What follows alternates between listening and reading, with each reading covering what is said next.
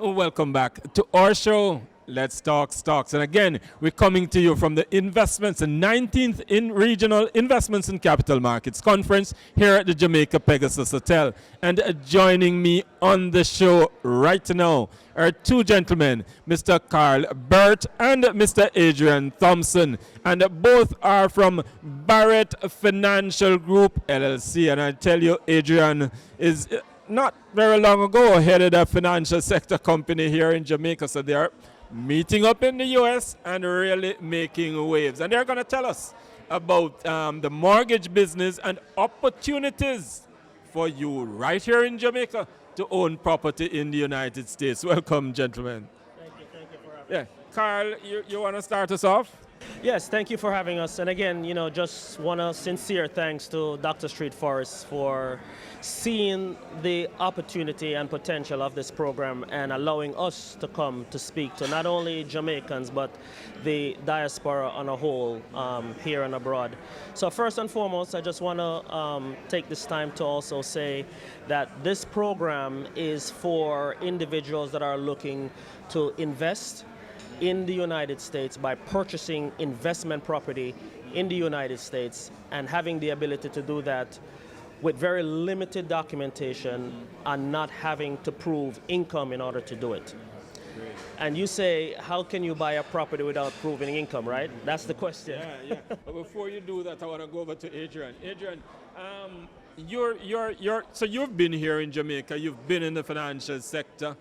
What would you say is the great benefits of persons here in Jamaica investing in properties overseas? Well, Neilson, that's a very good question. But first of all, thanks for having me on your program. Well, to your question directly, diversification of your portfolio is one. Right. No, it is very, very important. Also, the mortgage market in the U.S. is very, very different from Jamaica. Some of the things that limit you in Jamaica does not limit you in the States. Age, for instance. A man of our age, we may look young, but a man of our age, getting a mortgage, they would probably pretty much try to limit the number of years that you could spread or amortize that mortgage over. In the States, you cannot discriminate on age. So you could be 65 and you get a 30-year fixed mortgage. And you know what that means, Neilson, that mortgage will be amortized over 30 years, the payments will be lower, so it will be much more affordable, right? Also, in terms of what Karl spoke to, the no income, requirement to acquire property in the States. That's not something that Jamaicans are familiar with.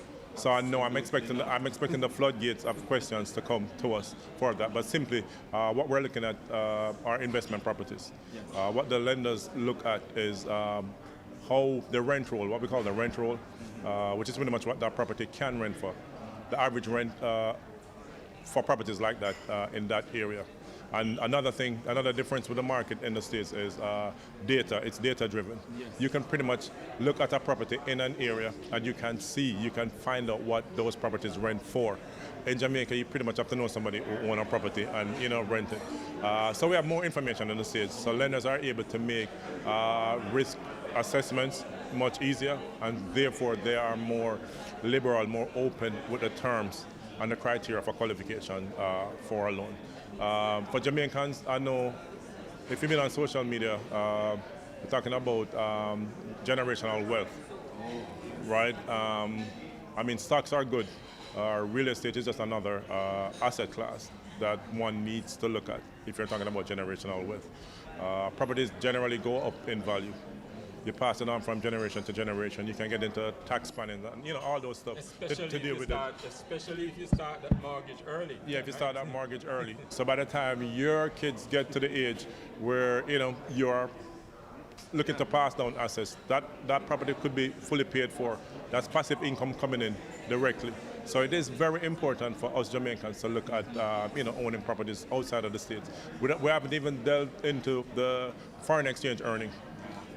You know what I mean? Right. It's too many to discuss. Let digest that right. up front. So, Karl, all right.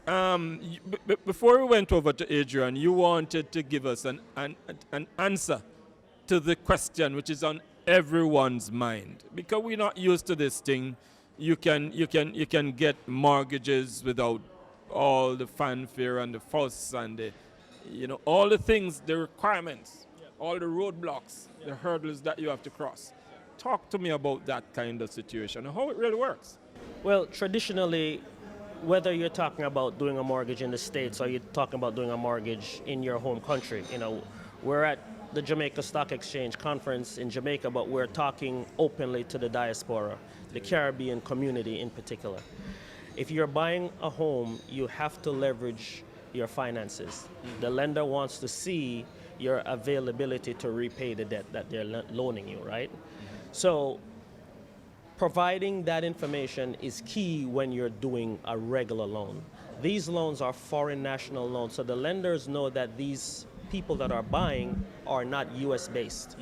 This program, if you're a US citizen or a resident of the US, you cannot use this program. It's strictly for people that are outside of the US. So what the lenders leverage is what they call the rent roll or the rent capacity of that particular property. And how they're able to do that is, as Adrian said, they're leveraging data that they can access to see what is the average rent roll for that particular area, that particular home. The lender will now use that number as the asset to back the collateral of buying the home. So they will use that as a mortgage payment. So as long as the rental income covers the mortgage payment of the property, including the taxes and insurance, that property now qualifies for us to use that rental. Hence the reason why you don't have to show income to purchase the home. I want to add Neilson, if I could add a point to it. Because I know people may be thinking this is too good to be true. And when people think that way, they feel like, we're in the era of, scamming and stuff like that. But this is no scam. So really what Karl just pointed out to us is that the lenders do look at income, but it's not your personal income. It's not your regular salary that you earn, right? They're looking at the property itself and the ability of that property to generate income. So income is still in the equation for the lender. It's just not your personal income that you earn, not your paycheck that you get. So I just wanted to put that out there. So it's not too good to be true. It's just very convenient, right? And one of the features of the program too is that it cannot be your primary residence. So it has to be an investment property. It must be generated. Yeah, so it must be generating income. So that is what the lender is looking at. So it's not this too good to be true thing. So the lenders are not going to put their money down where they think they're going to lose it. You know what I mean? Makes sense. Right, good. And to add to that, I just want to know the reason why they're going to leverage that amount based on the rental income is because you're still going to be required to put 30% down.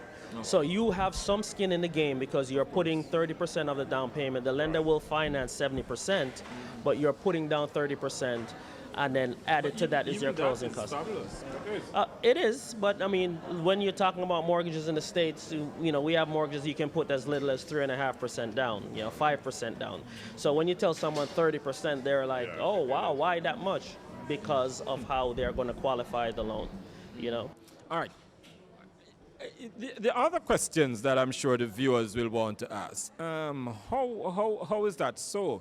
Are these really good properties? Are they in good areas? Talk to me about, what are we seeing? Well, the program allows for up to 4 units. So you can purchase anywhere between 1, 2, 3, or 4 units. Some people may say 4-plex or 3-plex, a triplex or a duplex. The program allows you to go up to $3 million in purchasing power, which means that the homes are in whatever area you desire. I mean, a home in the States, I don't care where you are, if you're talking about loan amounts up to $3 million, these are some very nice homes. And generally speaking, you have to go through a realtor. I mean, we're just doing the financing, but you still have to go through a realtor in order to source the property. okay, you have to go through a real estate agent, which we are able to put you in touch with. Yeah, so importantly, Neilson, we are not providing the properties. Right. So as an investor, you're doing your due diligence. You're looking at where you want to invest, right? You're working with a realtor. So you'll talk to the realtor, you'll say, listen, I'm interested in X, Y, and Z. This is my budget. Show me what you have. The realtor can give you all and again, unlike Jamaica, there's a lot of data there. If you look at a report from a realtor, because I'm a realtor as well, so if you look at a report from a realtor, it'll tell you everything about the property, tell you about the community. There's a livability index. It gives you everything that you need to know. So it's your decision. We don't provide the properties. We just provide the means to acquire the property. Right? So it's whatever floats your boat. Some people like to buy in, up and coming neighborhoods, where they're just starting to transition, where gentrification is just happening, because then you get it cheaper. The appreciation in value is much more rapid and much more significant. So it's just up to you as an investor. And this is a property. This is as a program that is well secured. Financing is there, and we're looking at good homes in good communities, because that is your decision to make. Right. And then as you're just talking about the financing and how it actually works, right? So these lenders that we use, we are what's called a direct lender here at Barrett Financial. We're a direct lender, which means that we lend our own money. Okay. Or we have the opportunity to broker it to another lender that we have options to. We work with about 100 different lenders, in addition to the fact that we lend our own money. Right. Now, also, in order to qualify, the qualification that someone would need would be proof that they're not a U.S. citizen. So a passport is good. You don't have to have a visa. I was asked that question before. Do I need to have a visa in my passport to purchase? The answer is absolutely no. You just have to have a passport to show that you are not a resident. Right. Yeah, you're a foreign national. And you have to have at least 2 to 3 months of bank statements showing that that's where the deposit is coming from. So that 30% you heard me talk about, that has to be sitting in some financial vehicle, whether it's your... Because it has to show legitimacy. It has to show legitimacy, and it has to show that it's been sitting there for a while. And that just came into play to prevent people from laundering money. Right. That's the purpose of that. And once you can show a passport showing your nationality, once you can show the funds in your account, those two things is what the lenders are looking for, believe it or not, to purchase an investment property in the States. And you don't have to be a big CEO or some big name person in Jamaica with a very big income. No, Neilson, because that would be a function of the cost of the home. Yeah, because it's tied back to the property. The property and its ability to generate income.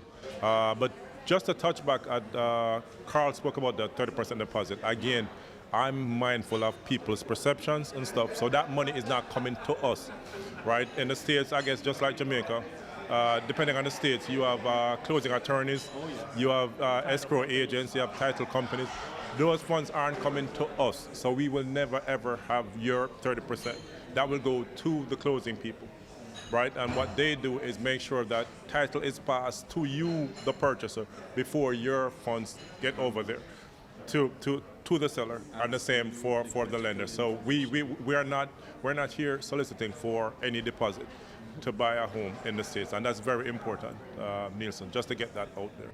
All right, as we look to wrap up, gentlemen, because this is an absolutely wonderful deal for persons looking for hard currency income, as well as hard currency diversification of your portfolio. So it is really an excellent deal. As we look to wrap up, last words? Yeah, I just want to touch back on the question you asked. If you have to be a CEO or someone with big status to do this, the answer is 100% not. I mean, the average man looking to start a portfolio can do this. And just think of it this way.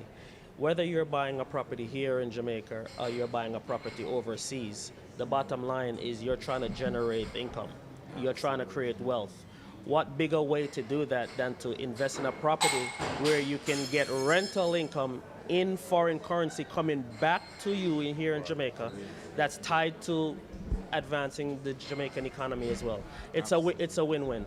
So I can tell you right off the bat that we can give you our contact information. Feel free to reach out to either myself or Adrian. We can walk you through the product, the different products and pricing whenever you're ready. All right, and you can just tell the viewers where they can find you. All right, I'll give my information and I'll have Adrian give his. Mine is, my number is area code 561. That's 561 area code 379-8493. 561-379-8493. And my email is karl, K-A-R-L, Burt, B-U-R-T, at barrettfinancial.com. All right, I'll just give my email. My email address is a.thompson@barrettfinancial.com. That's Barrett with 2 R's and 2 T's, financial.com. All right, so there you have it. Let me thank you, gentlemen, for bringing this gift, really, to the Jamaican and the region, and giving them that opportunity to diversify their portfolio through one of the best asset classes, real estate. Real estate and equity usually get the best returns over the long term, and at the same time earning hard currency. Thank you very much, gentlemen. I wish you all the best. Thank you. All right, great.